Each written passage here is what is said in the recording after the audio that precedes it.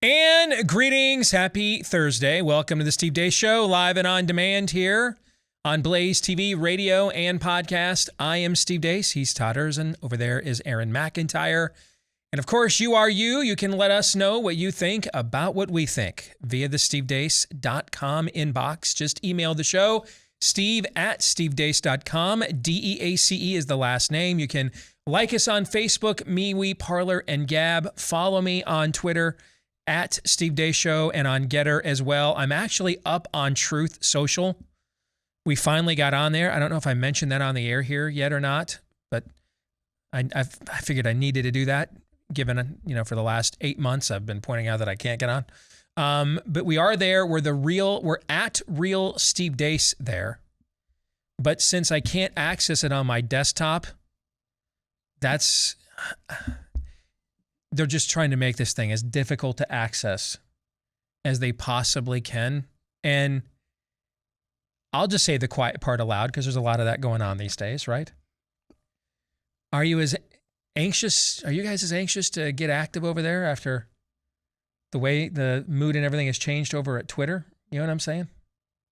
I have no plans on getting active over there. All right.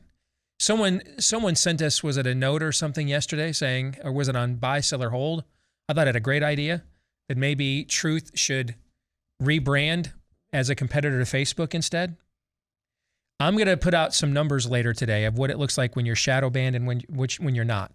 Since the sale was finalized with Elon on Monday, so this would be 4 days. We're not even 4 full business days, right? I've added 10,000 followers on Twitter in 4 days.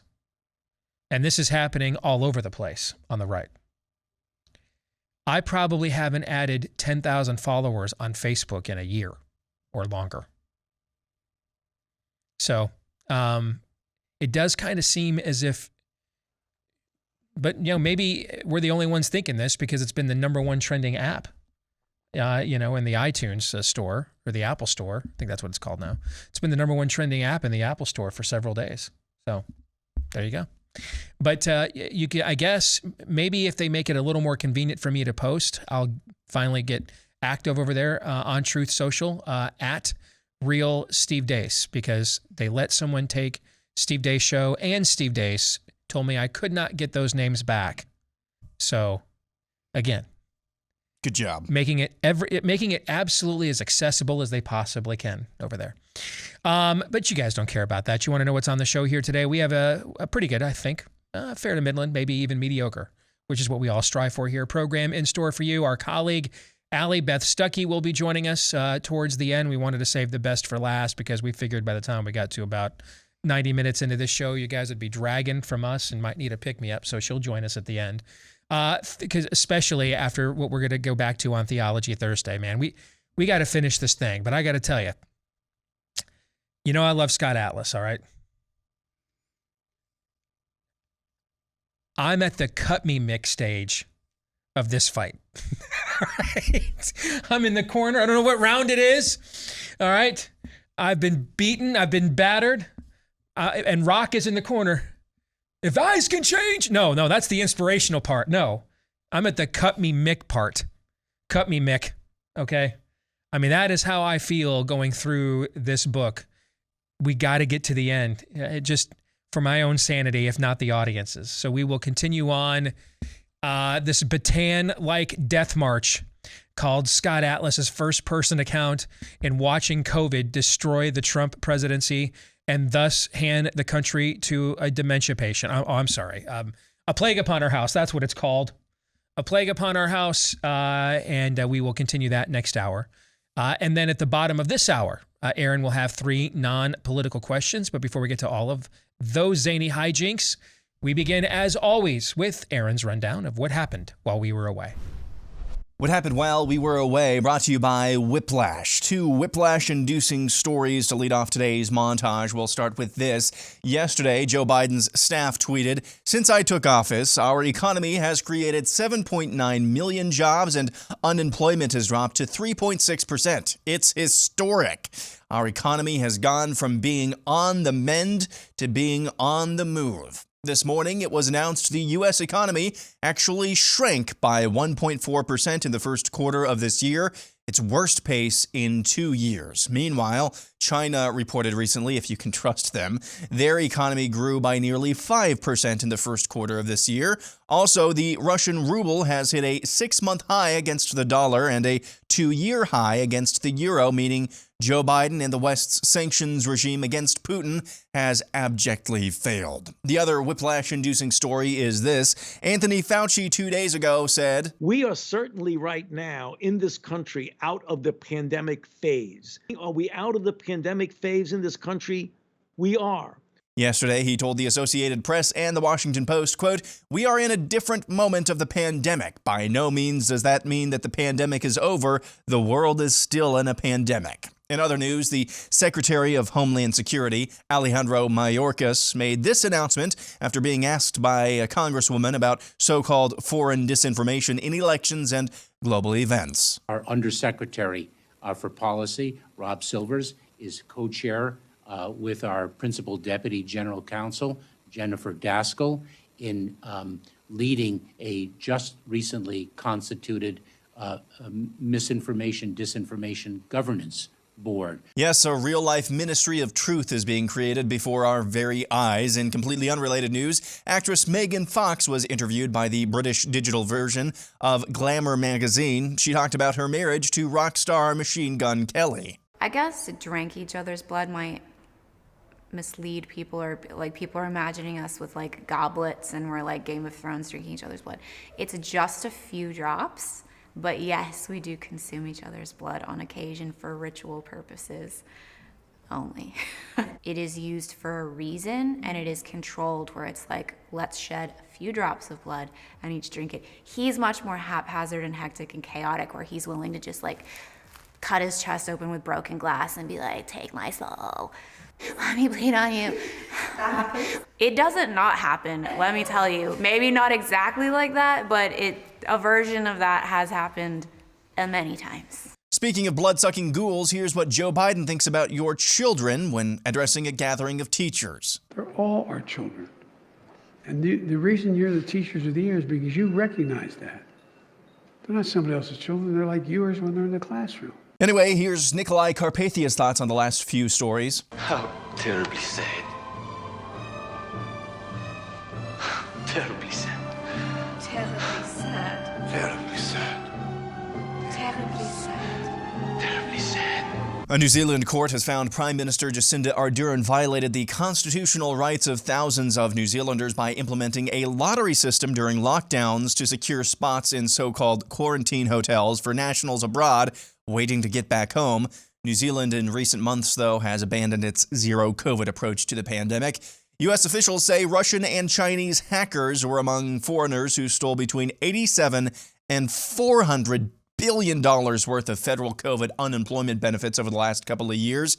Hackers used stolen bank, credit card, and tax information of Americans to pull off the massive fraud. And finally, conservative comedian and pundit Alex Stein announced last night he's joining BlazeTV. Here's his most recent appearance at the Allen, Texas City Council meeting. My name is Primetime Stein. I'd like to keep my address private for personal reasons. I work at a popular Chili's because I was recently sexually assaulted within the metaverse. And I recently ordered a device from China that hooked up to my, there's some children in the room, so we have to be very careful of the words I use, but hooked up to some orifices of mine. And it was actually, they say on the manual, I don't know if you're familiar with it, Dave, but it's actually indistinguishable from actual physical intercourse.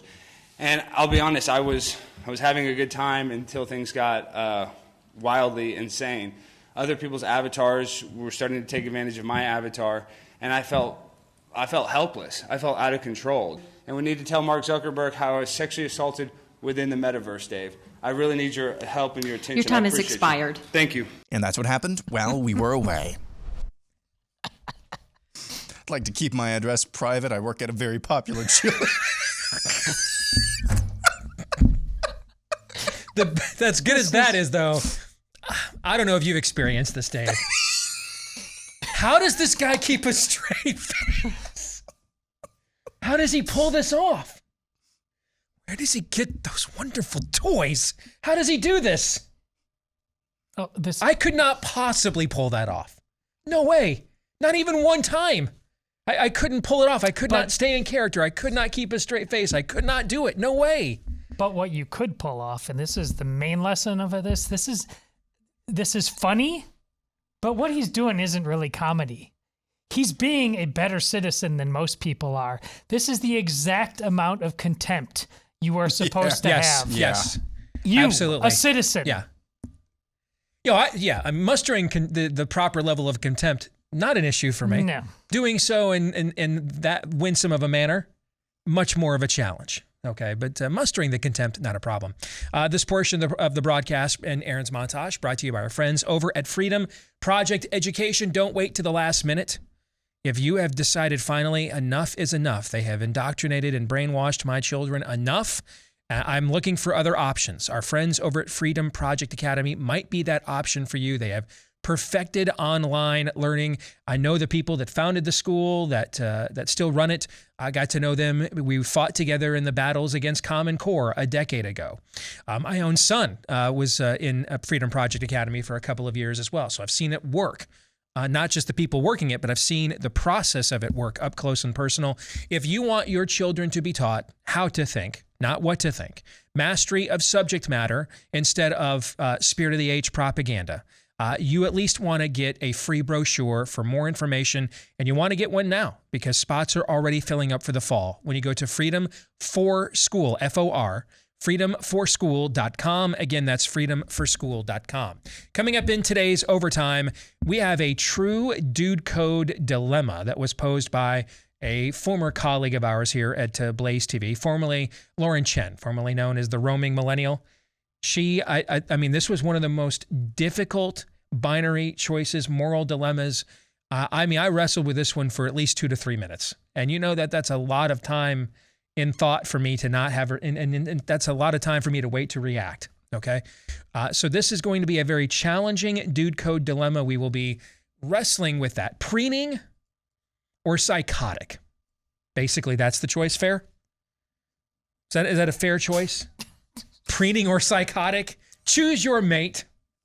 Preening or psychotic? Waking up to turds in your bed versus, spirit of the age progressivism spewing from the mouth. The turds coming from the mouth on a regular basis, correct. So we will get to that coming up in the Overtime today. Todd, I can tell you are very much looking forward to this conversation. I'm not. Okay, could have fooled me. Anyway, go to blazetv.com/Deace. We will record it for you right after today's show, and then it will be uploaded for you right there. So you can watch it later today if you're a Blaze TV subscriber at blazetv.com/Deace, which is also where you can go to become one if you've yet not gotten off the sidelines and gotten into the game to subscribe at blazetv.com/Deace. Thoughts and prayers. Let's get into Aaron's montage and begin with thoughts and prayers to the editorial staffs at CNN, MSNBC, all their employees, and all of legacy media. Every employee within higher education, particularly at an elite academia institution, as well as the affluent white wokes that they feedback loop each other with, because they will be hardest hit by the news this morning that the economy actually contracted, and at a rate that we saw during lockdowns when we were intentionally not economying. Let that sink in. We were intentionally not economying in the first quarter of 2020 because of a lockdown. I think it's totally appropriate that you're making up words now because the words we had before just aren't good enough. We're trying to, or at least that's the rumor anyway. We are trying to economy now. Trying it. However, are we? That's the question. Yes. That's the question. Are we talking about a managed decay, basically? Yes. And that makes Joe Biden basically a traitor? A Weimar Republic type of a figure, if you know what I'm talking about here. He's just the bridge. He's the aging bridge of a once proud but dying civilization that has seen its peak and is now being slowly but surely groomed into accepting a whole new level of authoritarian totalitarianism, right? Yep. And if you think that that couldn't happen here, and I know right now some of you are like, man, where's the optimistic Steve from a couple days ago? Same guy. But this is me warning you, man. This is why you lift all them weights. This is why you do all those reps, okay? We're playing for big stakes here. Real stakes are at stake here. And the game we're playing for here ultimately is nothing other than either the sustaining of or the ending of a civilization. And last year I told you about a documentary series that I watched. I think it was on Netflix about how does a Hitler-esque character rise to power? And the documentary series actually began with the conditions in Germany at the turn of the 20th century. It was the most advanced, maybe militarist, superior military, most advanced culture, most enlightened culture. I mean, if you look at silent films of Berlin in 1910, 1912, it looks like something out of a World's Fair setting. There's blimps, there's trains, there's mass transit, there's vehicles. This for the early 20th century was an extremely enlightened society. This was arguably the most advanced, educated, prosperous, and militarily superior culture in the world, certainly in the West at that time. Certainly it was in the West.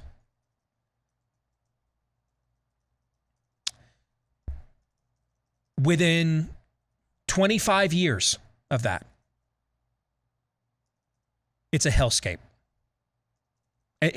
Literally, demons are literally in charge. Literally in charge. Not pulling strings, not behind the shadows, literally in charge. Occultic activity is literally government policy.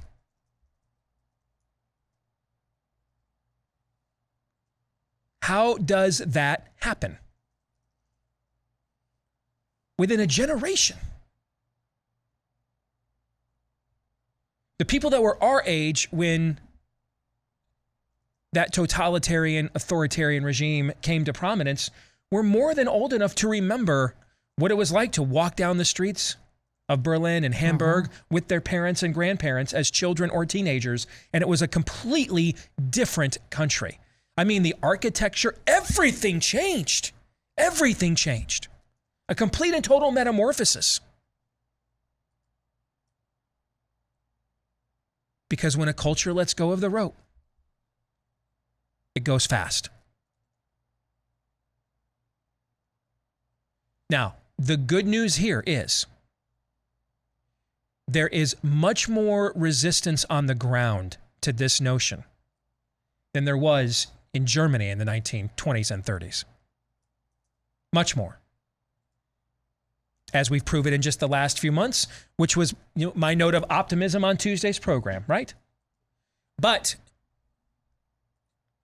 remember, we're still in a hole. We've stopped digging. Well, at least people like us have stopped digging. We've stopped digging. But it's a long climb. Don't let go of the rope. As the greatest selling book of all time says, finish the race. We have to finish. We have some momentum, but we are nowhere near the top of that ridge yet. We're still climbing. We're not crawling. We're not trying to use the last vestiges of our strength now to get our full bodies up out of that hole. We're still in the climbing phase. And the evil we are up against is relentless.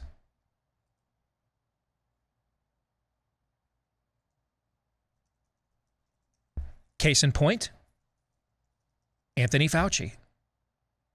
Even by Fauci standards, a 48-hour complete turn of his own talking point.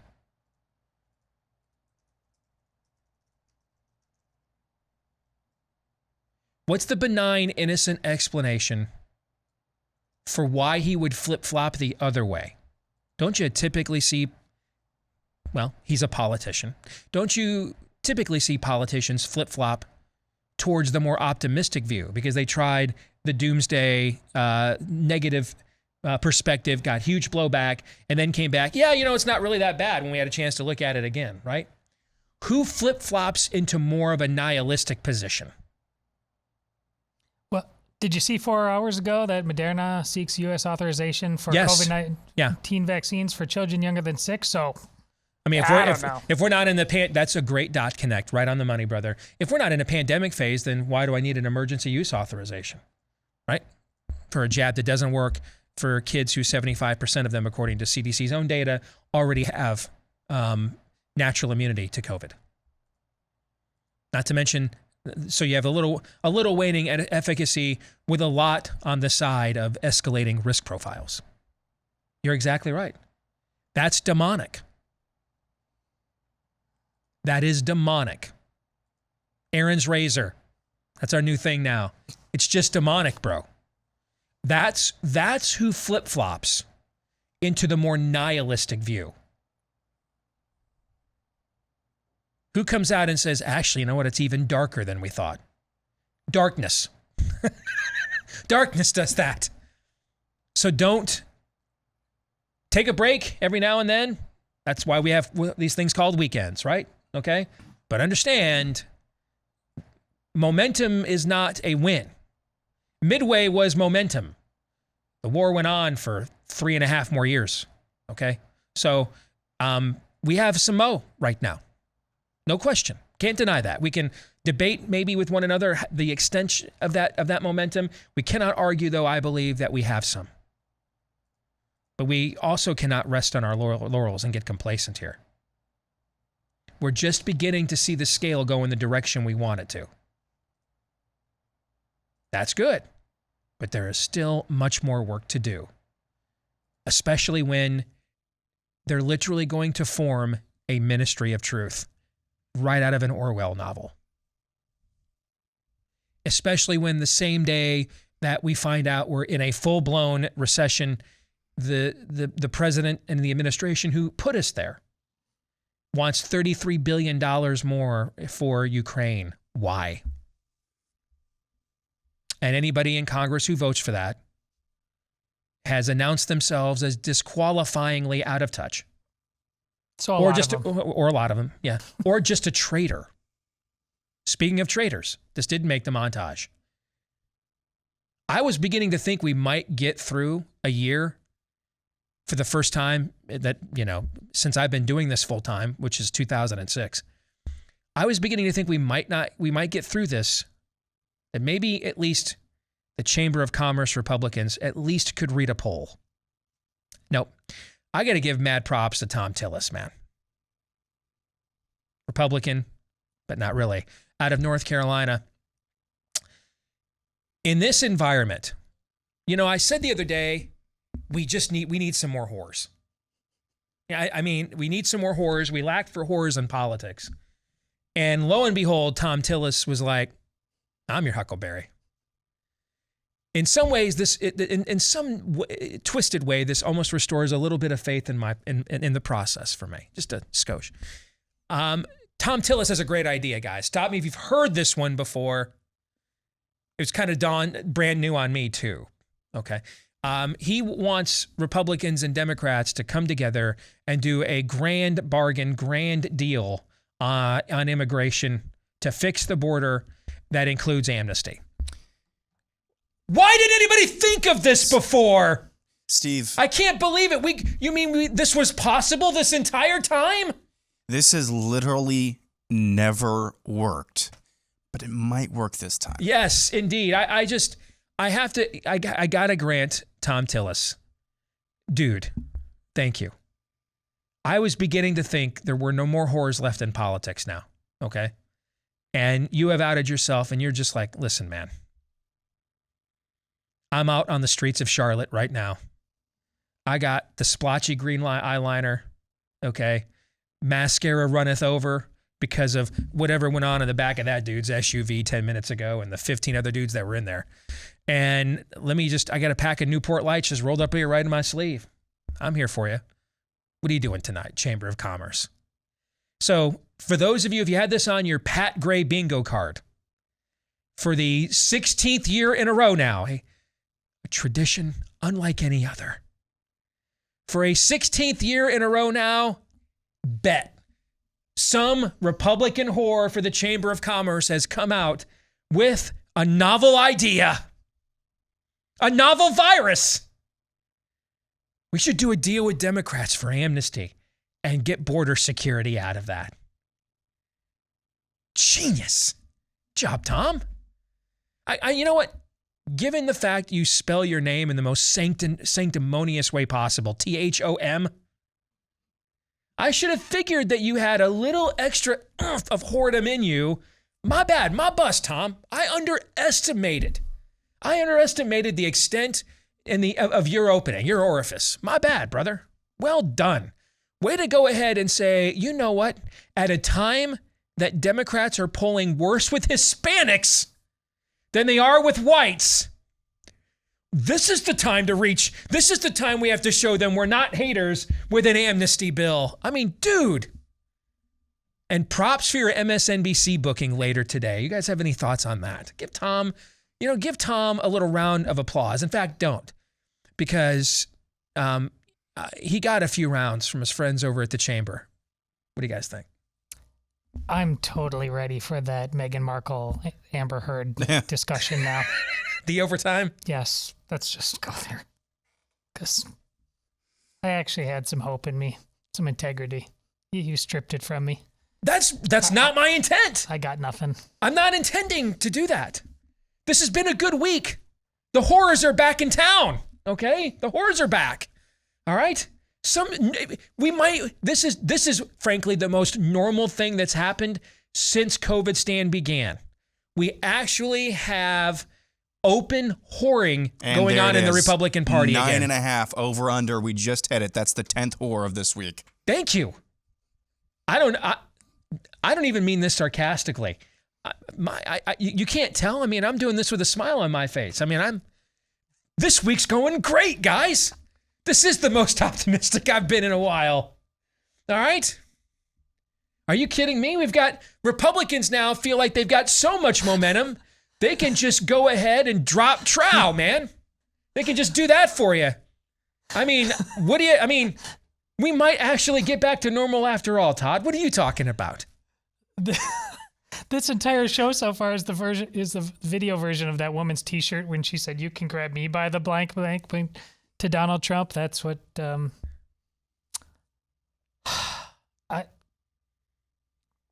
we living in interesting times.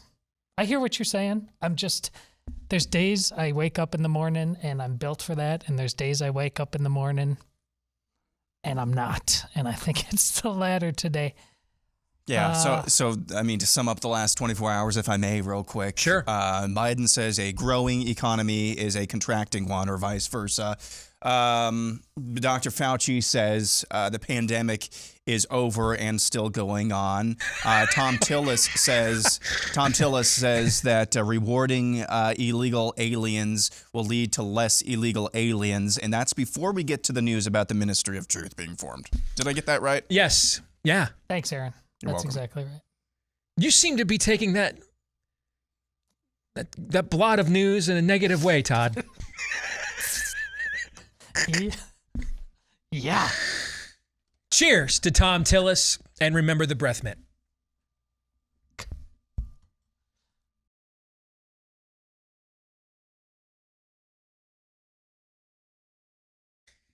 Well, with your economy in a 1.4% decline, it's possible that you might want to look up our friends over at My Patriot Supply, that you might want to decide, best case scenario is the people in charge really suck at this. And if that's the best case scenario, imagine what the worst one is, right? Well, just in case that worst one is true, hell, this space, even if the optimistic scenario is true, make sure you go to preparewithdace.com. Over there, look at the 3-month emergency food kit from My Patriot Supply, America's largest preparedness company, packed with a wide variety of delicious meals, 3 square meals a day, plus snacks and drinks, 2,000 plus calories per day for you and everybody in your care, so that you will have peace of mind to know that if, that could never happen here, happens here again, that you are prepared. The food stays fresh up to 25 years with the proper storage. Right now, they will ship it fast to you. They're in stock and ready to go when you go to preparewithdace.com. Save $150 off their 3-month emergency food kit. $150 off when you go to preparewithdace.com. It is now time for 3 non-political questions. We all have questions. Who am I? Why am I here? Where am I going? Who am I? A search and a question of identity. Why am I here? A question of meaning and purpose. Where am I going? Question of destiny. Some better than others. What sort of morality or proto-morality would you expect to find in a chimpanzee troop? Injecting some levity into the demise of Western civilization. It's 3 questions on the Steve Deace Show. You'll be pleased to know I actually had these prepared before the show. Not before today, but before the show. Which means I had time to think through the mediocrity of the questions that you're about to hear. I'm going to grant you a papal or an Aaronic priest, Aaronic meaning A-A-R-O-N, Aaronic priest dispensation here. The last question here is about NFL draft busts. We're going to get to that in a little bit. It's going to put you on the spot just a little bit, so just put that in the back of your mind. Okay, all right. Question number 1. What one event or trial or something like that changed the way you saw somebody close to you?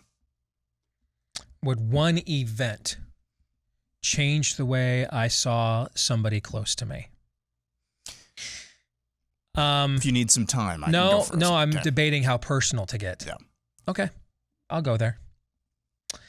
My mom was a nurse, and they identified a cyst on the base of her spine.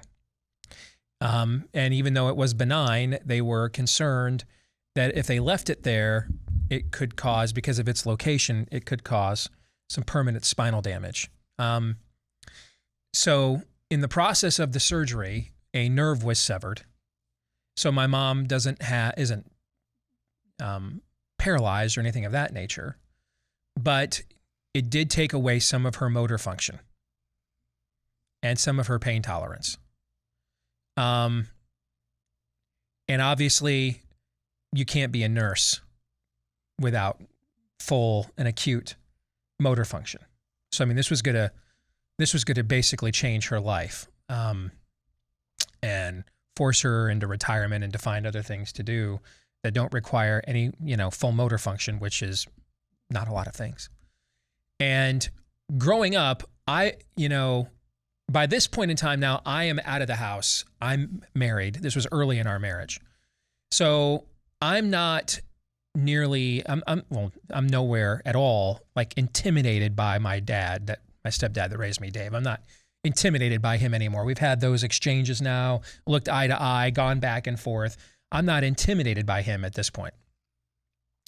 But he came in and told my mom a lie when she was in recovery from that surgery that she was looking at, along a pretty strenuous rehab and things of that nature.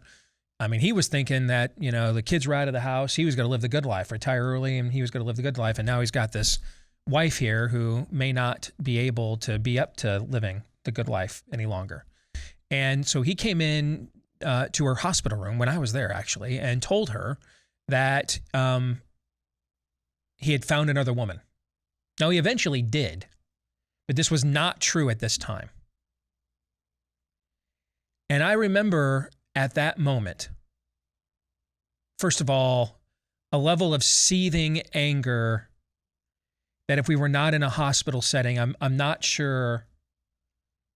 And if I wasn't like totally blindsided, because at first I'm like gobsmacked, because I just knew it wasn't true. And it dawned on me, he was never the bully. He was never a badass. This guy's weak. He just doesn't want to take care of her. It'd have been better if he actually did have another woman. You know what I'm saying? Not saying that's objectively good, but that's a tale as old as time. This is, I'm just a puss. And the reason why I bellowed that loudly and dropped all those F-bombs and blew the smoke rings in your face and spit my beer out at you and all the stuff I did and hit you with my belt buckle and all the stuff that I did when you were little, I didn't do those things because I was a badass, but because I knew that I was not. And so, like every other classic bully, I had to establish my dominance early on. And that not only radically transformed the way I saw him, but the way I have seen bullies basically for the rest of my life. And it's one of the main reasons why over the last 25 years, I've gone out of my way to try to find them and confront them. So maybe that's more of a heavier answer than you were asking here on a Thursday. That's great. I'll go heavy the other way. I have a younger brother and a younger sister. And obviously, guys playing baseball, all that stuff. My brother and I have a very close relationship. My sister are tight, but it's been different. When she got married, wasn't able to have her own children, and then fostered the 3 children who she's now adopted out of, and fostered them out of ridiculous circumstances. These 3 children are siblings. They all have the same mother, but they all have different fathers. I mean, it's just madness. She showed me a level of strength I had no idea was in her. Like that mother's love that had to be given to some children that she would make hers no matter what the hurdles in her way. It's truly been one of the miracles I've been able to witness in my entire life. That's good stuff. Let's say for me, I was just thinking about this the other day again. I haven't really talked about this so much, but it was my wife, Bella, giving birth. She's very sweet. She has a soft heart. But both of you guys have seen birth in person, I'm sure, right? Right. She did this entire thing without any medication because that's the way that she wanted to do it. And to see her handle the entire thing like a total badass really changed in a good way the way that I see her. And it's kind of difficult to say how, but the level of admiration, I would say, has always been high. I mean, she's my wife, but to see her go through that, especially with a baby who didn't want to come out quite the right way, and then just her handle that whole thing without any pain medications was just a total boss move. So that would be my experience. Good stuff, too. Question number 2. What's the dumbest thing you did as a teenager? Oh, such a long list. I mean, I can't even... How do I even come up with one? Okay. How do I even come up with one? I don't even know how to even... I don't even know how to come up with one. What's the dumbest thing I did? For me, it's basically every Friday or Saturday night that I spent with Jeff and Raphael, who I'm still great, friends with. But the big bale rings that they have for big round bales. If you've ever been out in the country, we strapped ourselves in with twine. We strapped our feet down to one of the bars, strapped our hands in up top, and then we found a hill and we just rolled down the hill in the bale enclosure. That was stupid, fun but stupid. Speaking of bales, I broke my nose playing tackle football on on a long stretch of round hay bales. Okay. Gives you a little taste. Since I was 13, I'll go with this one. Okay. I've mentioned before I was a bit of a late bloomer, if you guys know what I'm saying, right? Okay. From a puberty standpoint. So 8th grade, 78er football, Jackson Park Junior High. I'm not wearing a cup because when you're a little bit of a late bloomer, man, those things just are uncomfortable. You know what I'm saying? They're kind of bulky and they get in the way, you know? And I wore one once. Yeah. I'm coming around the edge. I'm like, oh man, I got a beeline on the quarterback. I'm going to get like my first sack. And some dude comes blindsides me, hits me so hard. Okay.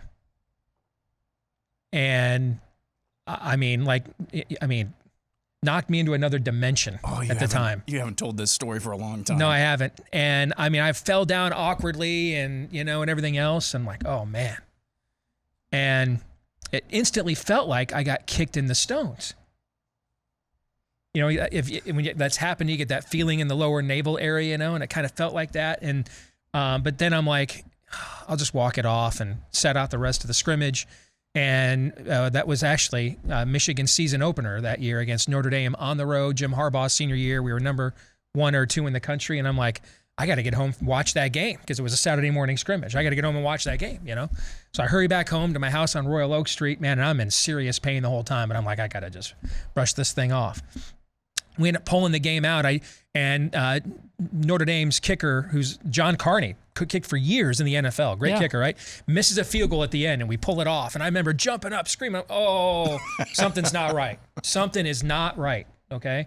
And now, as the Saturday goes on, I can barely walk, everything else, you know. And I knew better than to say something to Dave about it. So my mom gets home from working the med station that night, you know, and she's like, all right, we got to get you to the hospital. Something's not right. You're running a fever and everything else.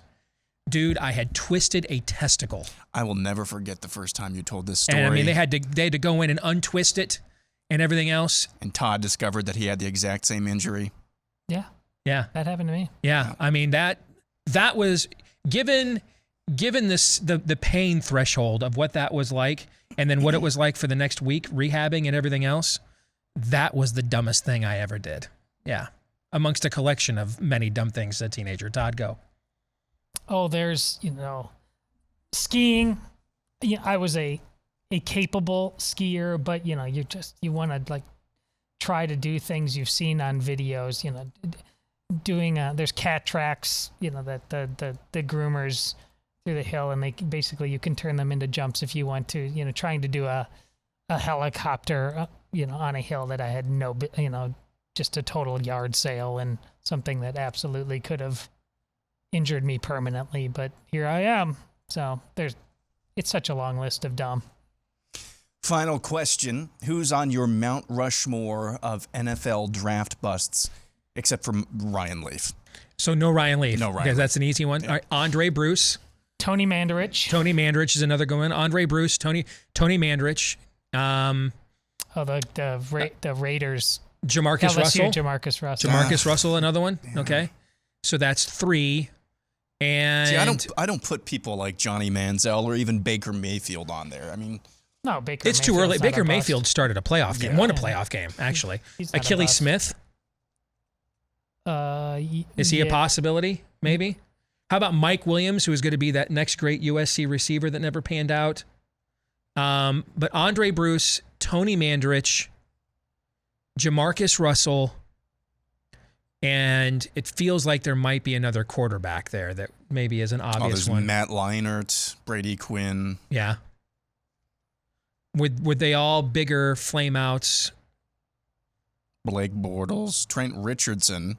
Trent Richardson's a really good one. Blake Bortles started an AFC Championship game. So I'm fine with Trent Richardson. Yeah.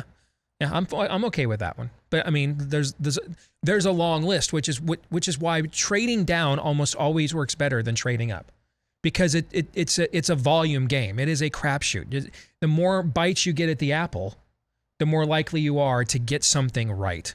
Okay. This draft is the first time I've really, you know, in the amount I picked, and you know I love the draft. It's an overrated hype machine. I can't wait. I'm excited. I know. But now you've lost my train of thought. But the analysis here on the radio. This they're admitting what is obviously true every draft, but this time because there is so clearly not a quarterback that they can even fake into number one draft status. That's the thing. They get so caught up in treating every draft just like it's any other draft, which why they keep making that mistake that Steve just talked about. He's the number one person, so he must be the second coming of something. No, there's some drafts that are obviously better than others, and there's other drafts that are just pedestrian. And if you're really good at this, that's what you need to acknowledge. And then you don't make the stupid mistake of trading away your franchise because you get caught in the energy of the moment. Yeah, for me, it's Brady Quinn, Trent Richardson, Matt Leinart, especially considering what Matt Leinart, at least in my generation, that's the first quarterback that I thought, everybody thought, this guy is absolutely a lock.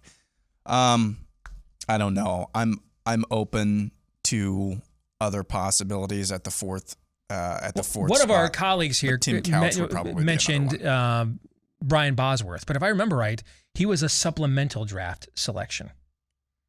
Really? I think he was a supplemental draft selection. If I can look that up during the break. How about the other USA quarterback, Mark Sanchez? But again, he went to an AFC Championship game. 2 of them.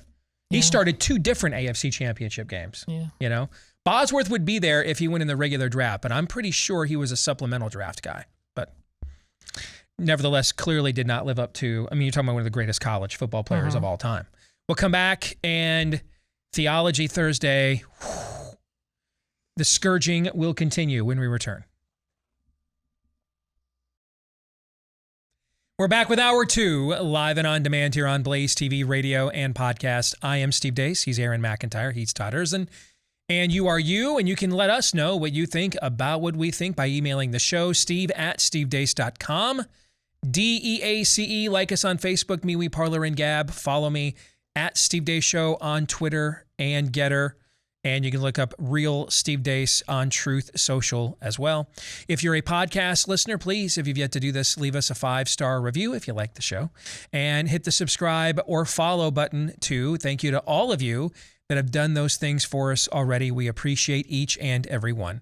You can also get clips of the show for free and are free of censorship as well at rumble.com/Steve Deace Show. Again, rumble.com/Steve Deace Show. Did you know that a majority of the pork produced here in the U.S. is from one company, and it has Chinese ownership?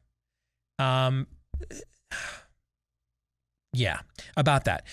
If you've got an opportunity here to go farm to your table, why not take advantage of it with our friends over at Moink? They deliver grass-fed and grass-finished beef and lamb, pastured pork and chicken, sustainable wild-caught Alaskan salmon, and they deliver it straight to your door with Moink farmers that do this just like our grandparents did. As a result, Moink meat tastes the way that it should because the family farm simply does it better. And you get to choose the meat delivered in your box each and every month, like ribeyes, chicken breasts, pork chops, salmon fillets, and so much more. So you can help to keep American farming going by signing up at moinkbox.com/Steve.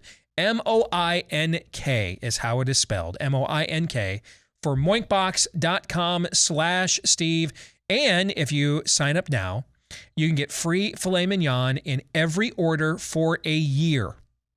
Free filet mignon in every order for a year when you go to moinkbox.com/Steve. Well, we've been doing this series on Theology Thursday that we started when we came back from Christmas break in January. We're doing 3 book studies, and I chose these 3 books so that we could observe the behavior and tactics and strategies of the spirit of the age in its natural habitat, that maybe we could learn some lessons. And so we're looking at it in a political context with the book that we're talking about right now, A Plague Upon Our House, My Fight at the Trump White House to Stop COVID from Destroying America by Dr. Scott Atlas. When we conclude this book, we will look at it in a cultural and theological context with my book, the one right here in front of me. Do What You Believe, pardon me, or you won't be free to believe it much longer. And then later in the year, we'll look at this economically with a book that I've selected along those lines as well. So we're going to try to tackle the three major fronts here: politics, cultural, theological, philosophical, and then economic.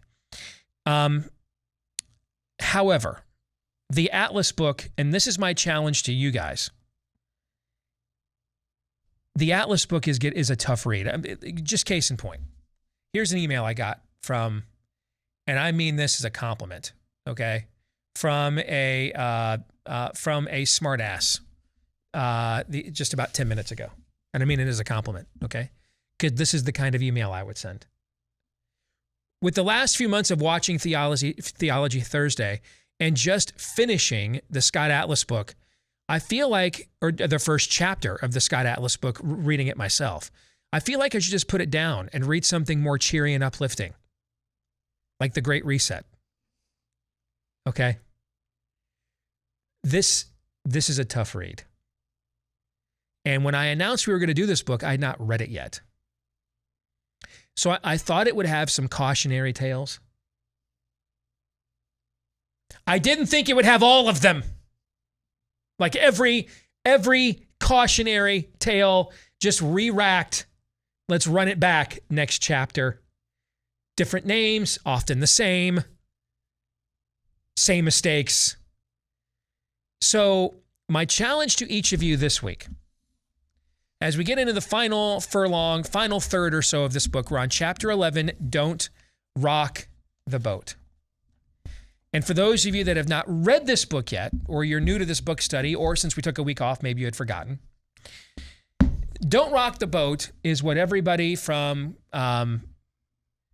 Vice President in effect, Jared Kushner, to Vice President in title, Mike Pence, pretty much everybody in the Trump White House said this to Scott Atlas when he suggested following science and data and no longer wrecking the economy, abandoning the Constitution, and handing the presidential election over to a demonic political party. Is that fair? Yeah. It is. That's pretty much what he was told constantly. And now that we're at a chapter titled that refrain. So, gentlemen, is there something different or new that we could point to here? So at least it's a different cat of nine tails that we are about to scourge the audience with. You know, they've done that thing with like the bicuspids and the molars are at the end, you know? And so they're wondering, can it have at least a different tether at the end? So when the flesh is ripped off their backs, it'll just maybe feel differently than when we've done the previous 10 chapters of this book. Anything? You know, one positive that I thought was pretty obvious about this chapter is it's one of the shortest ones in the book.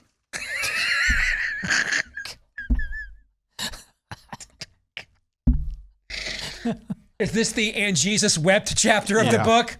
Is that what it is? Yeah. All right. So the floor is open. Each of you pick what stood out to you, and then we'll put a theological application upon it. Who wants to go first? So Scott Atlas comes to the conclusion about Debbie Birx and why she is the way that she is. And he comes up with two reasons. One, that she knew that Mike Pence had her back because Mike Pence knew that the image of the coronavirus task force was the most public reflection of his work. You see how that works? Mm-hmm. So no infighting. I'm not going to contradict one of the experts because I want my work, and I'm using air quotes a lot because so much of this stuff is fake, just fakery in general. So much of my work publicly is reflected through this task force.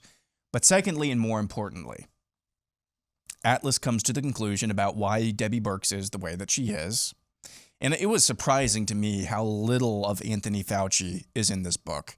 It mostly focuses on Birx, which kind of makes sense when he explains the reasons why. Yeah, they'd already let Fauci set up a separate government by that point in time. So exactly. Yes, yeah. Secondly, and most importantly, Birx understood the game in Washington. Birx understood politics. And most importantly about all of this, Birx understood that no one had the stones to tell the truth, especially not in an election year. And as I was reading that, it actually harkens back to something that is kind of in the news again today. Why has Vladimir Putin had so much leverage over the situation with Europe? It's because he has leverage over them. He controls basically all of their natural gas, a lot of their fuel supply, oil supply. And he knows nobody has the stones to actually challenge him. See, beneath that kind of somewhat ditzy facade, beneath somewhat, in ditzy is maybe too loose of a word there, but underneath that flighty, thank you, facade that Debbie Birx has always cultivated within the media, at her heart, she is a swamp gangster. She knows how this game is played. She's been there for decades. And she knew that nobody, really nobody at the end of the day, nobody of consequence, had the stones to challenge her. This is how evil. And you think that this just happens in the swamp? Todd, what was the attendance like at the last school board meeting that you went to? A lot of people there, just packed room? No. Yeah. This goes on everywhere, guys. Everywhere. Everywhere. In your church, maybe. Hopefully not. You see something that is wrong, that's just not quite settling right with you, you don't have peace about. Do you have the stones to speak up about that? Do you have the courage to do so? Again, this is a theme.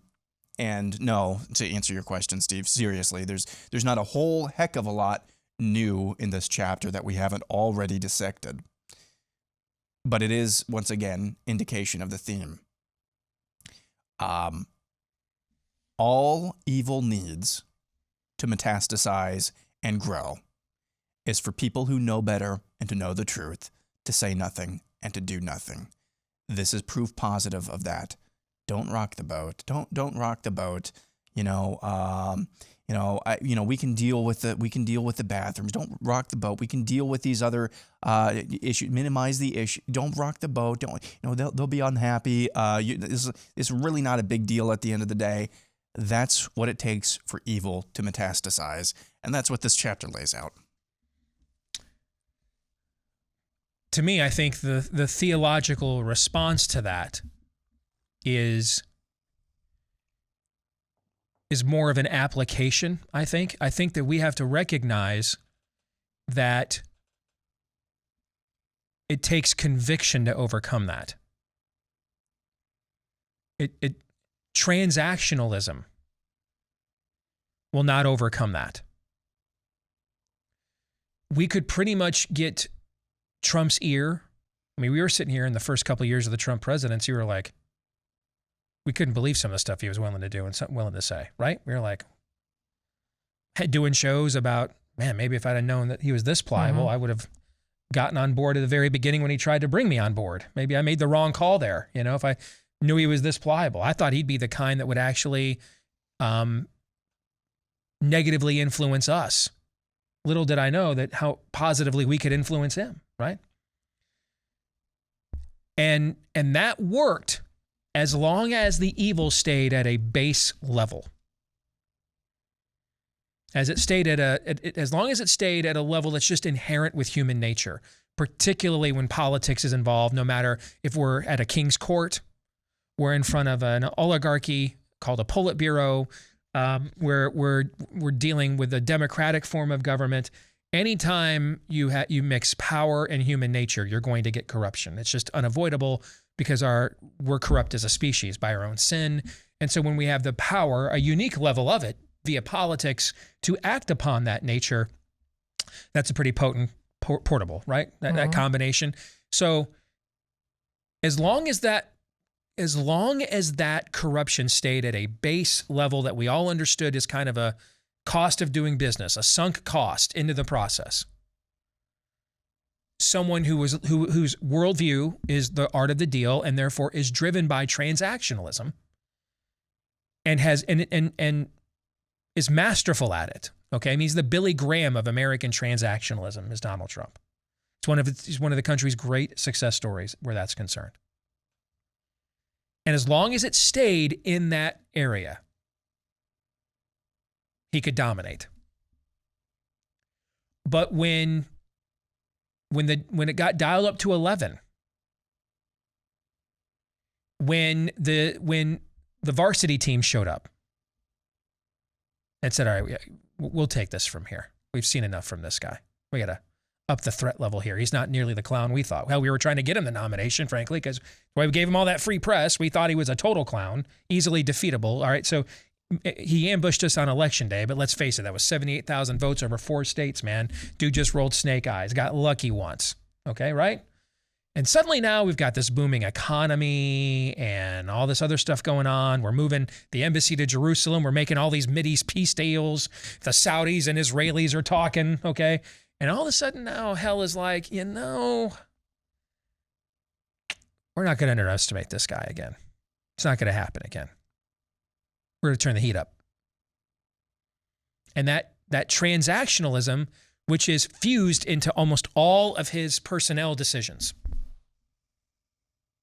Remember, the guy at conviction here, when he gets brought in August of 2020, he's the outlier, right? The guy that's coming there for, I don't want to be here forever. I just want to help us navigate this scenario, this nightmare, and get the hell out of here and go home. The guy of conviction is the outlier.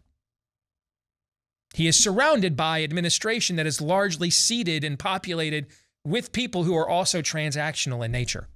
It's just that they prefer doing business with people like us. But not a lot of conviction either, frankly. And you cannot defeat a crusader with a gangster. It won't work.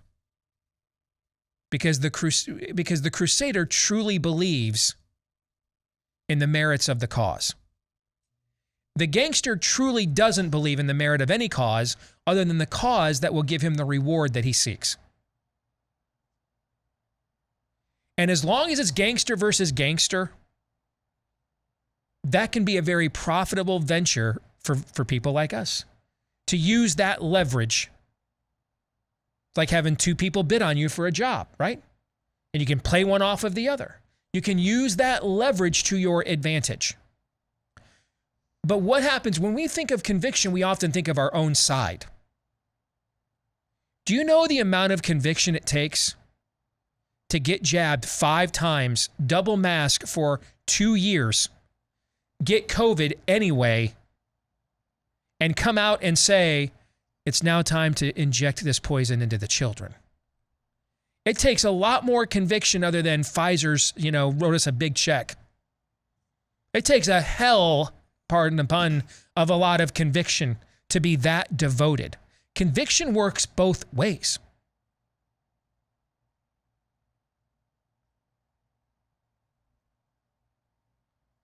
And right now, and this is the difference in what you see in what's going on in Florida as to what went on here. Someone whose primary drive is conviction is now up to the battle of fighting back against their conviction. It's not just a merely transactional process for him, or primarily one. I do think Trump has some convictions, actually, which surprised me, because for a long time I didn't think he had any. I do think he has some, because if he didn't have any, he could have kicked us to the curb by now and probably been welcomed back into the good graces of mainstream pop culture and with a newfound respect for dissing us if he really wanted to do that. He could have cut that deal. Absolutely could have done it. Didn't do it. So there's clearly some conviction there. But if you look at his endorsements, you look who he rolls with, conviction isn't a primary driver for Donald Trump. Art of the deal is. Accomplishment is. Significance is. Everything's filtered through that ultimately. And we're dealing here with an enemy that cannot be negotiated with, cannot be placated, has to be defeated. It has to be defeated.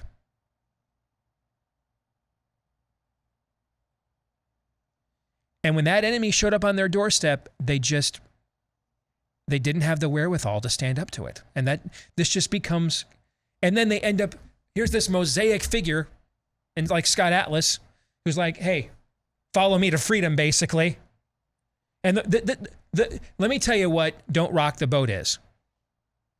Oh, now we've got to get the straw to make our own bricks. It's even worse here now that you showed up. What do you mean, follow you to freedom? And that is absolutely a tale as old as time. It takes real conviction to defeat real conviction.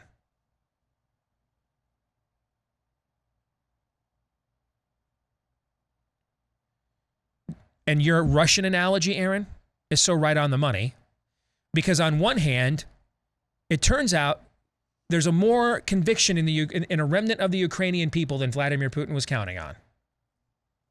And that's why there's still a country on the map called Ukraine a lot longer than any of us thought there would be. On the other hand, Putin can continue almost indefinitely leaning on the Ukrainians to try to wait them out and wear them out, because there is no conviction to ultimately push back on him actively, because he owns their asses along the lines of what you're talking about.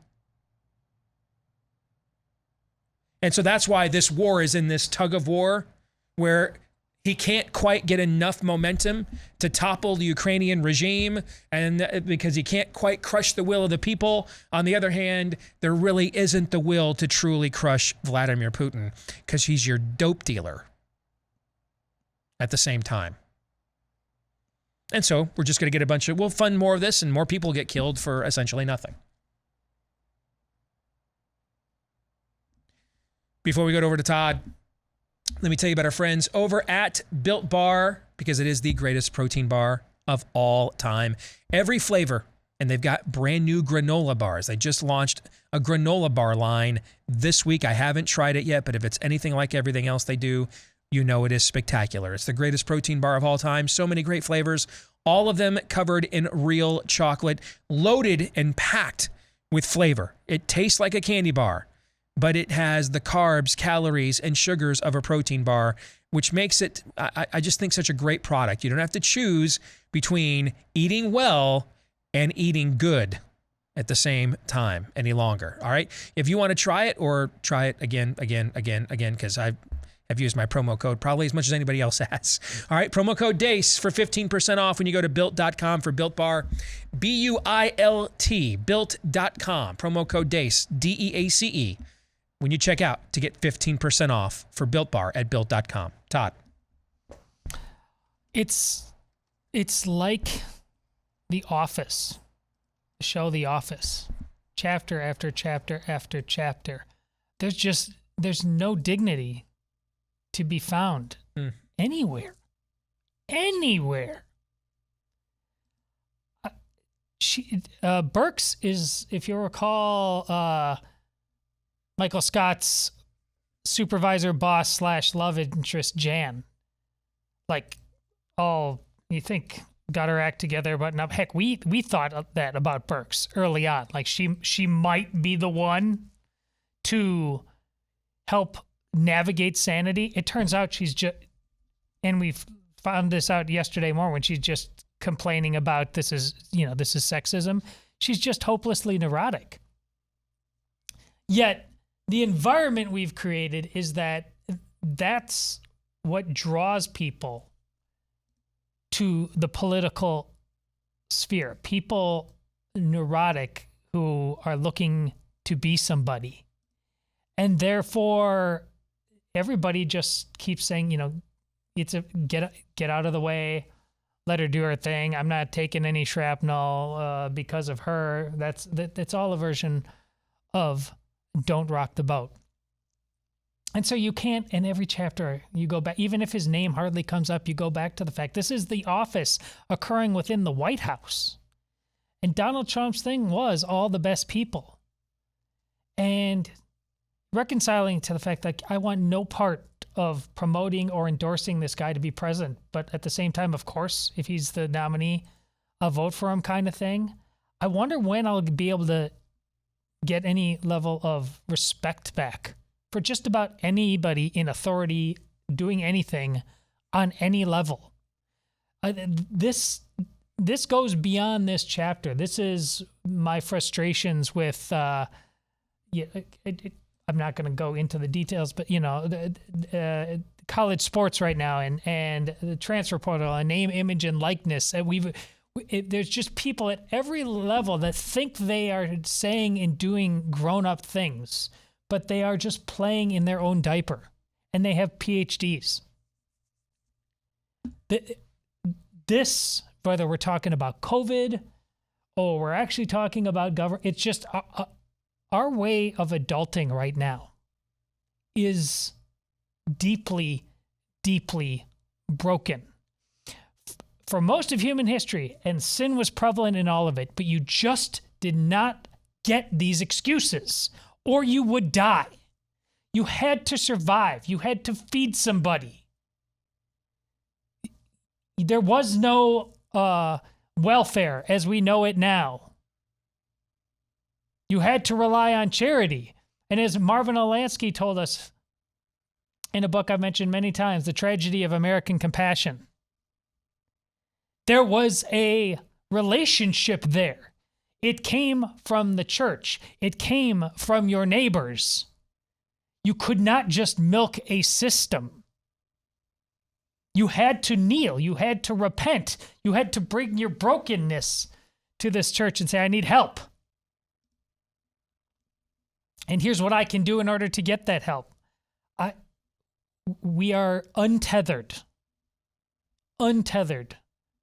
from all of the things that are required to make a system workable, even in brokenness. Now, brokenness seems to be the point. Our chests get puffed up in our weakness. We say things like, don't rock the boat. No man should be able to look himself in the mirror and have uttered those words about anything, let alone trying to get this nation through COVID in the White House. Yet we do all the time. That's the soul of this nation is rotten at its core because we are cowards.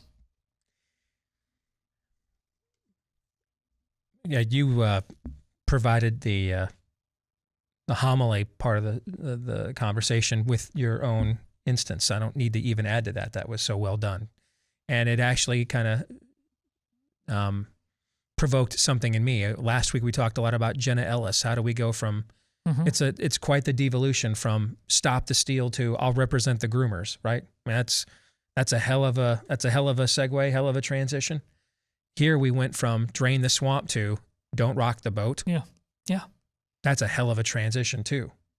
From drain the swamp to don't rock the boat. You have to understand the normal human sinful reaction is to take a serious situation and pretend it's not as serious. So we can continue on, which is what you were counting on, Aaron, early in the days of the lockdowns. So we can continue on with our comfort and our decadence. That's the normal human reaction. It is not a human reaction, a normal human sinful reaction, to try to take a disaster and make it worse, to lie the other way, unless we're doing so for a nefarious purpose, never letting a good crisis go to waste, right? Mm-hmm. But why are they buying into that over there at 1600 Right. Pennsylvania Avenue at the same time? It's because they were, again, I keep going back to this every week, but we need to drive this point home every week. It's because they were up against something beyond their capacity to understand or confront. That's why. And they just fell apart. And so when that happens, A lot of times they basically just went, Jesus, take the wheel. That's basically what they did. They're just kind of holding on for dear life here. Let's ride this puppy out, win the election, and then maybe then we'll have time to take a deep breath, stop drinking from a fire hose, and figure this thing out. You're not going to win the election. You're handing them the methodology by which they will steal it from you, which later happened. You have to deal with this right here, right now. You can't go Scarlett O'Hara, well, I'll worry about that tomorrow. For tomorrow is another day. You can't do that. You won't get to tomorrow, bruh. You won't get there. You got to discuss. You got to confront this today. And they kick this can down the road how many times?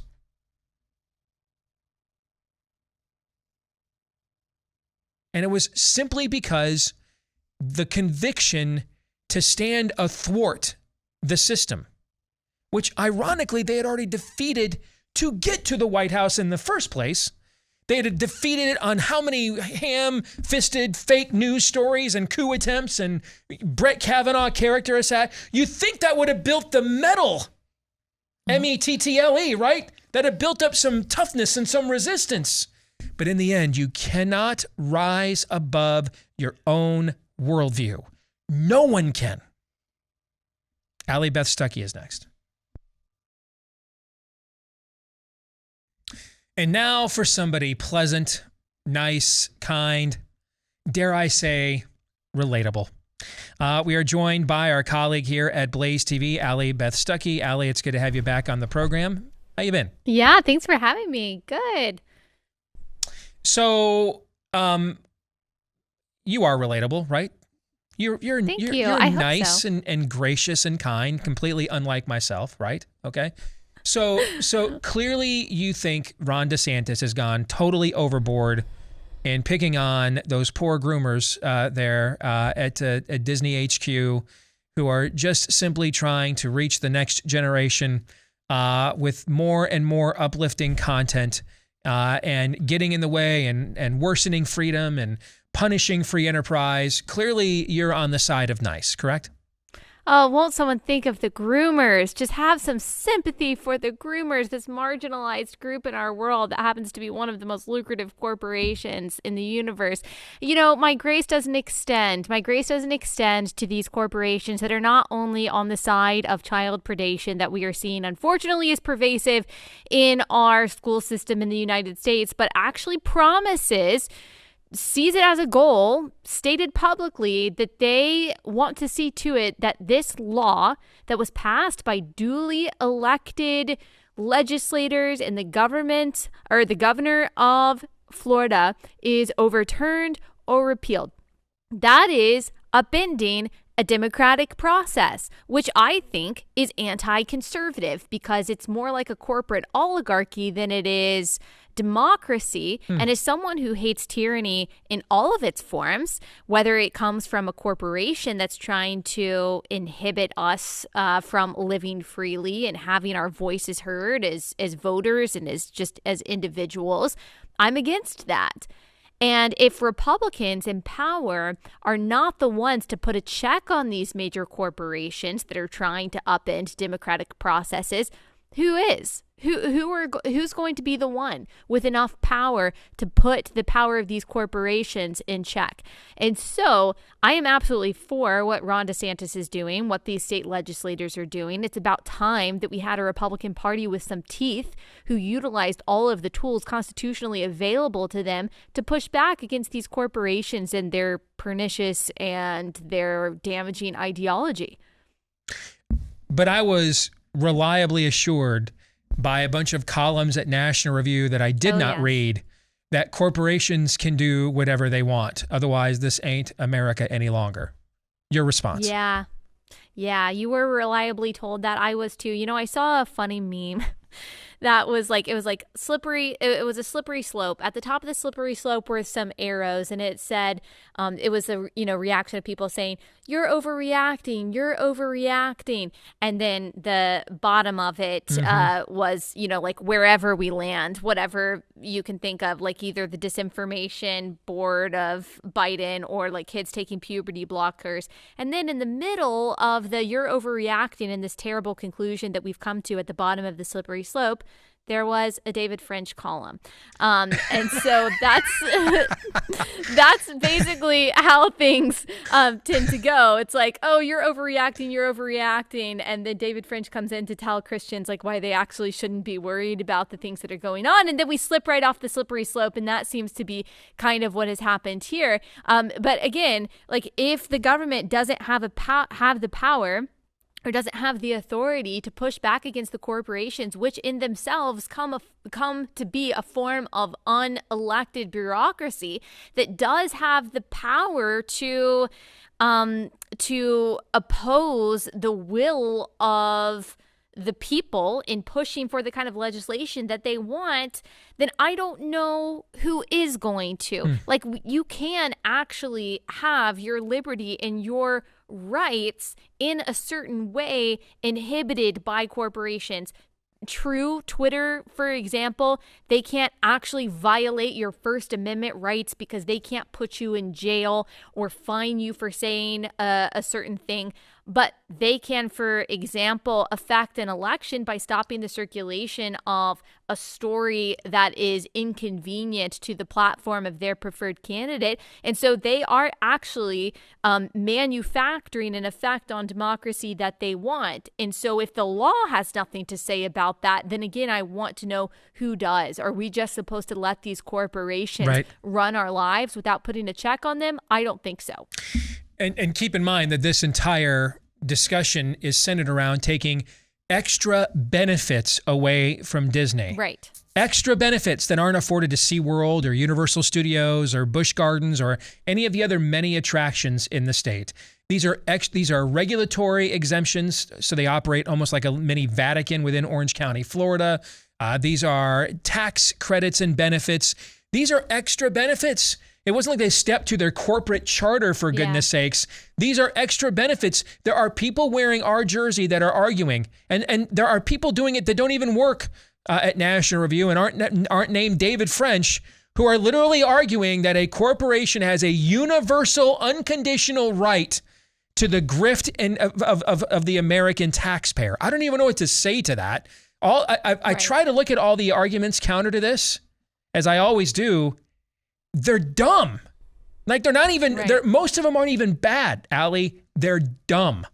They're just dumb. I've heard an argument too that, oh, this sets a bad precedent. Like, you wouldn't want Democrats to be in charge and do this. And I'm like, oh, so you just haven't been paying attention at all until right now. Like, let's look at what some state governments have done against not the privileges of major corporations that disagree with them, but individuals, powerless individuals that don't agree with them. I mean, the classic example is the Jack Phillips, the cake baker in Colorado, a powerless individual who made a decision that the state government of Colorado, the Civil Rights Commission in Colorado, said that they didn't like, and the Supreme Court, even though their decision was too narrow, they found that he was treated with hostility by the government in Colorado because of his particular faith. And there are a dozen other examples of this happening. Coach Kennedy, of course, the case before the Supreme Court about praying on the grounds of public school.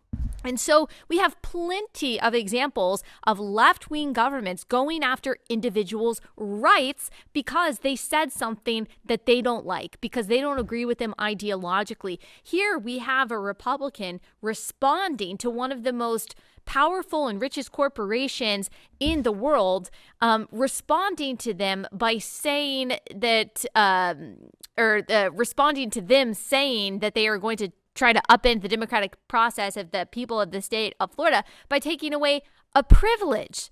So they're not the same thing at all. Democrats set the precedent a long time ago. Democrats, by the way, don't care about precedent. They're still going to come after you if they don't like what you have to say. So I'm not worried about precedent at all. We are years and years past the precedent stage. You talk to a lot of moms via your show every day. What's the reaction to the president of the United States saying, hey, when those kids are in those schools, they're not just your kids anymore. Those are our kids. What's the reaction to that?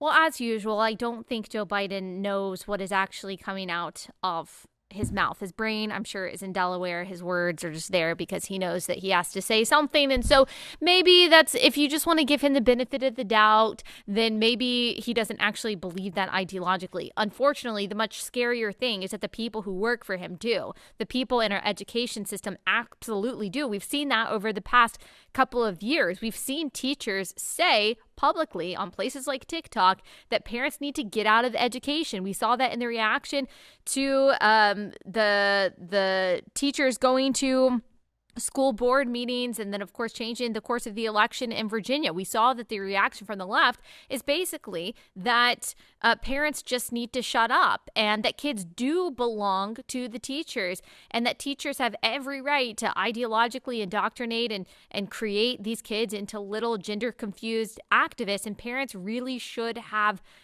no say in it. And I think I speak for the majority of parents, whether you're Republican or Democrat, when I say, no, you don't care about my child's well-being. Like, you're not going to be the one to wake up in the middle of the night when my child is calling for someone to help them. You're not going to be the one to assuage their fears. You're not going to be the one to help them grow through every stage of life. You're not going to be there for the heartbreak, for the joy, for all of the ups and downs of parenting. You don't care about my child. You don't know my child. You don't know what my child likes or doesn't like. You don't know their birthday. And so you don't know or care at all about my child, and yet you want to take ownership of them for your purposes. It reminds me of Khmer Rouge, if we're going to use a radical example, but this is what totalitarians do. They have to recruit child soldiers, and you first have to separate the child from the parent in order to do that. Yep. And I say, no, this is a hill that I will die on. Final thing I want to ask you about is what's going on with Twitter right now. And just to reiterate a data point, about 80% of Americans do not have an active Twitter account. Yeah. All right. And so they probably don't understand. And some of it is in our industry, a playground. And it is kind of, we're in our own bubble, okay, where that's concerned. And we hate seeing our toys taken away from us and our playground taken away from us. But beyond that, though, is even though 80% of Americans don't have an active Twitter account, 100% of the news and narratives that Americans see is germinated, is planted, is watered, seeded on Twitter. It's really the new Associated Press, that much of the news and the responses to it are cultivated here. This is its birthplace. And to have it be essentially dominated by one side when it comes to a moderation standpoint absolutely affects downstream the news that the 80% of Americans who don't have a Twitter account will see, as well as opinions. There are some very prominent and good platforms in our movement who will not, who in the past were weak on COVID and confronting it, who in the past were weak on election fraud and integrity and confronting it because of the big tech censorship would so crush their monetization model that it would make it that they couldn't discuss any issues. So they just stayed away from those things. They're self-censoring. Well, now since the Elon Musk purchase was approved, we're seeing all these huge follower accounts on the right that are going up.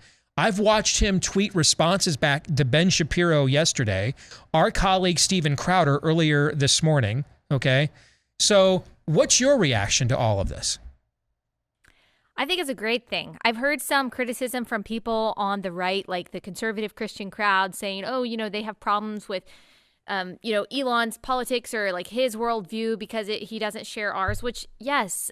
But don't we know from Donald Trump that people who don't share our worldview can have a really important part to play when it comes to protecting the things that we hold dear, something like free speech? And so, yeah, there are plenty of things that I'm sure that I really disagree with Elon on. It's really not about that. I'm not looking for someone who shares my ideology to then pervade our ideology into something like Twitter. I'm looking for someone who is going to be even-handed, someone who realizes that algorithms really should be apolitical and that public discourse needs to be free. Do I think he has a big task ahead of him? Yes, I do think he has a big task ahead of him, because there are things that you don't want on platforms. Of course, like there is a kind of content, truly actual harmful content, that you don't want on your platforms if you want it to be a place that people are going to go and not just a place of total and absolute scum. And so there are going to have to be decisions made when it comes to that kind of thing. But the question has always been, who defines what harm is? Like, who defines what is actually allowed? And if he is someone who runs a company as impartially and as objectively as he can, and he recruits people to act in that same way, I think that that is a wonderful indication of where we can go as a country. Because as you said, Twitter does have an effect on the 80% of people that don't use it. It absolutely shapes narratives. I mean, I have friends who, after the whole George Floyd thing, I heard them repeating things that I saw on Twitter about the 1619 Project and stuff that I know they don't use Twitter, but it carries over. It carries over into Instagram. It carries over into TikTok. It carries over into people's everyday lives, because if you have one friend who's on Twitter, they're going to talk to you about what they see on it. So I'm really glad about this. I don't think that he is some kind of savior, because no one is, but do I think that he is playing a really important role in the preservation of public dialogue that then shapes public policy? Yes, I do. And so I'm excited about it. And that's very well said, which is why you want to watch and listen to her podcast, her broadcast every single day here on Blaze TV. Allie, Beth, Stuckey, good to see you again, Allie. God bless. Take care, Thanks okay? so much. Thanks for having me. You bet. Brought to you by Home Title Lock. Make sure your home's title is protected, because it's really the only proof you have that you own it. And a lot of our home titles are kept online these days, which makes them vulnerable to online scammers. And in this case, it's called home title theft. They look in public databases for what could be high equity homes, and then they find what's called a quitclaim deed. They forge a signature on there, and it makes it look like you've sold your home to them. And then they start taking out loans against your equity, and you often don't find out until the kinds of things you never want to see in your mail, voicemail, email start showing up. Put the virtual barrier around your home's title to protect it with our friends at Home Title Lock. Go there right now, HometitleLock.com, to learn more, and also find out if your home's title has already been tampered with and you don't yet know it at HometitleLock.com. Let's get some reaction to our conversation with Allie here. Thoughts, gentlemen? Well, as if Elon was watching our show, while Allie was speaking, he tweets out, much like the Lindsey Graham scale back there, a scale of the divide where Republicans and Democrats and him are, I think is 2008.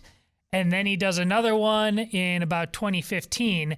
And the Republicans haven't moved and he hasn't moved, but the left keeps getting further in the left. And then he does another one with the current day, and the left is just sprinting off a cliff, and the person is calling everybody a bigot, and the Republicans just laugh out louding. That's what Allie was talking about. We're used to people like him. We know what our situation is, and it's not perfect and it's broken.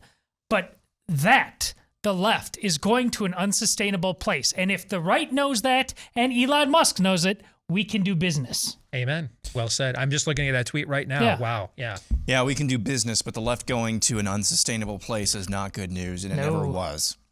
Because if we do not do business, as you just said, Todd, for whatever reason, if it's because we're cowards or if it's because we have get-ups over people who hold things in common with us of great import to actually functioning in society, there's a lot of damage that they can do and have done and will continue to do. And I just pray that moves like this with Twitter are indicative of a larger groundswell against this woke left, because they are locusts. Well said, both of you. We're back at it again tomorrow, noon to 2 Eastern, right after Glenn Beck here on Blaze TV. Until then, John 3:17.